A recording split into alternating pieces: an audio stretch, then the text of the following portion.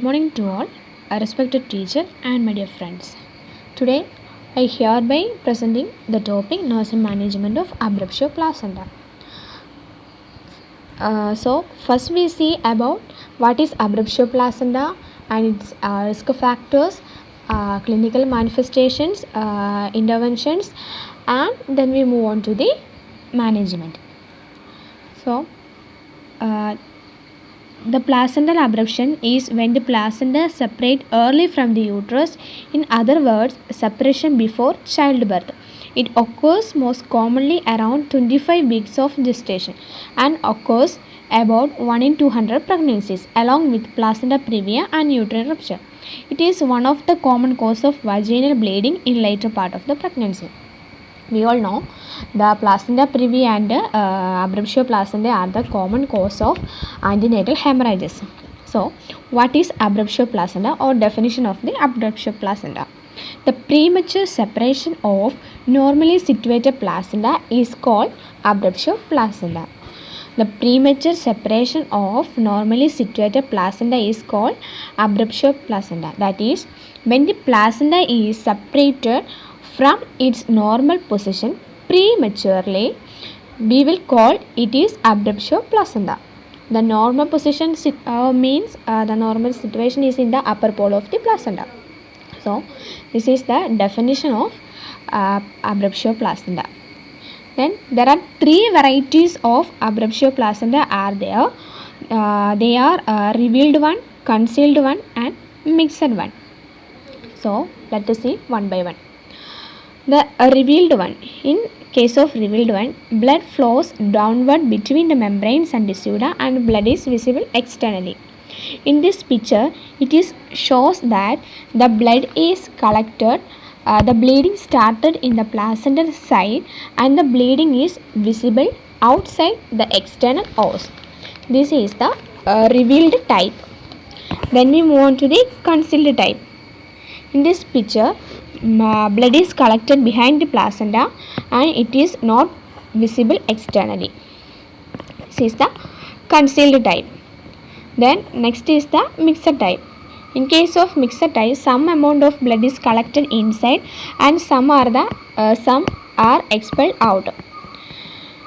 So the mixed type is the mixture of both the revealed and concealed type. These are the three varieties of abruptio placenta. What are they? Revealed type, concealed type, and mixed type.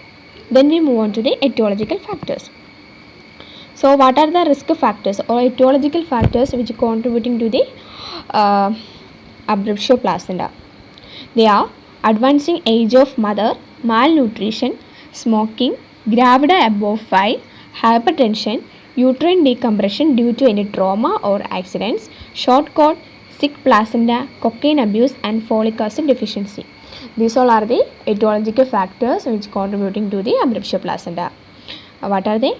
Advancing age of mother, malnutrition, smoking, gravida above 5, and if mother having any hypertensive disorders, uterine decompression due to any trauma or accidents, short cord, sick placenta, and cocaine abuse and folic acid. Then we move on to the clinical features or signs and symptoms of abruptio placenta.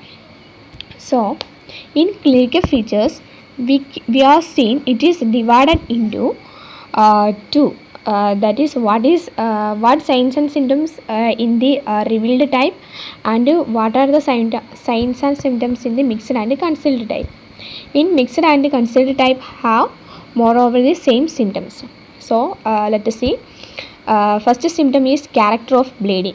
In case of character of bleeding, it is dark color in revealed type and dark color or blood stained serous discharges in mixed and concealed type. General condition: shock is absent in revealed type and present in mixed and concealed type. Pallor absent in revealed type, present or severe pallor occur in mixed and concealed type. Features of eclampsia absent in revealed type and present in mixed and concealed type. Uterine height proportionate to gestational age in a revealed type and disproportionate in mixed and concealed type. Then FHS present in revealed type and absent in mixed and concealed type. Fetal part easily identified in revealed type, difficulty to identify in mixed and concealed type. So these are the signs and symptoms in the revealed, mixed and concealed. In case of uterine height FHS fetal part, the uterine height is disproportionate and FHS absent, and fetal part difficulty to identified in the mixed and concealed type, because only because of the collection of blood behind the placenta. This is the only reason for why uterine height disproportionate and why FHS absent, why fetal part difficult to identify in the mixed and concealed type. Then we move on to the investigations. Investigations include blood examination, urine for protein and USG. These are the investigations. Then management. In management, preventive measures or prevention is the best thing. And what are the preventive measures? Like detection of hypertensive disorder, amniocentesis should be done under ultrasound guidance, avoidance of trauma, avoid suction decompression of uterus, routine administration of folic acid. So in risk factor we are already discussed folic acid deficiency, trauma, decompression and hypertensive disorder. These are contributing to the abruptio placenta. So first thing is avoidance of these are the preventive measures, and it is helps to reduce the risk for occurring abruptio placenta. Next is the treatment. The treatment at home, arrangement to shift patient to a well-equipped hospital. It is the only thing done at home. That is arrangement to shift patient to a well-equipped hospital. In the hospital, treatments includes in revealed type. First we assess the amount of blood loss, assess maturity of fetus, and assess whether the patient is in labor or not. These are the assessment part in the revealed type. Assess amount of blood loss, assess the maturity of fetus, and assess whether the patient is in labor or not. Then in preliminaries, estimation of hemoglobin, providing oral infusion and monitoring maternal and fetal condition. These are the preliminaries. Includes HB estimation, oral drip and monitoring maternal and fetal conditions. Then in case of definitive treatment, if patient is in labor or not in labor, both patient is in labor or not in labor, induction of LRM with or without oxytocin. If patient is in labor, LRM with oxytocin drip. If patient is not in labor, induction by LRM with or without oxytocin. So in case of mixed or concealed type, treatment includes normal saline infusion to correct fluid imbalance, ARM if membranes are intact, oxytocin drip. These all are the management or treatment includes in case of mixed or concealed type. Normal saline infusion to correct fluid imbalance, artificial rupture of membrane if membranes are intact, and oxytocin drip. These are the treatment part. Then we move on to the nursing management. The nursing management includes 4 parts: nursing assessment, nursing diagnosis, planning and evaluation. First part is the nursing assessment. Nursing assessment includes assess for signs of shock, especially when heavy bleeding occurs. So we are already learned in previous classes that is the heavy bleeding may leads to hypovolemic shock. So first we assess for signs of shock if patient have any heavy bleeding. Then assess if the bleeding is external or internal. This helps to assess if patient helps to identify if patient is having concealed type, mixed type or revealed type. So assess if the bleeding is external or internal. Then monitor contractions if separation occurs during labor. obtain vital signs, assess for the time the bleeding began and the amount and kind of bleeding, and interventions done when bleeding occurred if it started before admission. And last one, assess for quality of pain. These all are the assessment parts. Then we move on to the possible nursing diagnosis.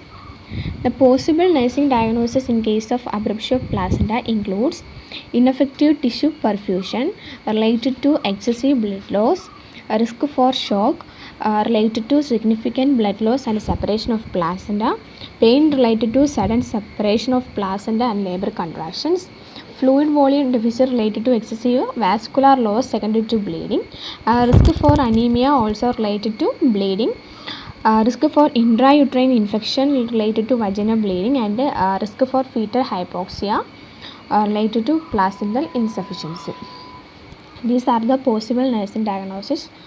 Ineffective tissue perfusion, a risk for shock, acute pain, fluid volume deficit, a risk for anemia, risk for intrauterine infection, and risk for fetal hypoxia. Then we move on to the possible nursing diagnosis and their interventions. First, ineffective tissue perfusion are related to excessive blood loss, possibly evidenced by loss of blood, FHR pattern, altered blood pressure, pallor, changes in level of consciousness, decreased urine output, edema, delay in wound healing, positive Hamann sign, and skin temperature changes. Interventions include assess patient's vital signs, oxygen saturation, skin color. The vital signs may be changed or abnormal in case of abruptio placenta, and we also see in the risk factor, hypertension is the risk factor. So there is a chance for high BP. So first we assess the patient's vital signs, then oxygen saturation and skin color. In case of skin color, the patient may have pallor in case of revealed type. Patient pallor absent in case of revealed type and pallor present in case of concealed and mixed type. So skin color assessment is also help to identify types of abruptio placenta. Then monitor for restlessness, anxiety, hunger, changes in level of consciousness. Then monitor accurately intake and output. Monitor FHT continuously. Elevate extremity above the level of heart to improve the blood circulation, and teach the client not to apply uterine suppression. So these are the interventions include in case of ineffective tissue perfusion. Next is a risk for shock, which is related to significant blood loss of about 10% of blood volume, separation of placenta, external or internal bleeding, possibly evidenced by vaginal bleeding, increased pulse rate, decreased blood pressure, increased respiratory rate, decreased intravenous pressure, decreased urine output, changes in level of consciousness, cold clammy skin, fetal bradycardia.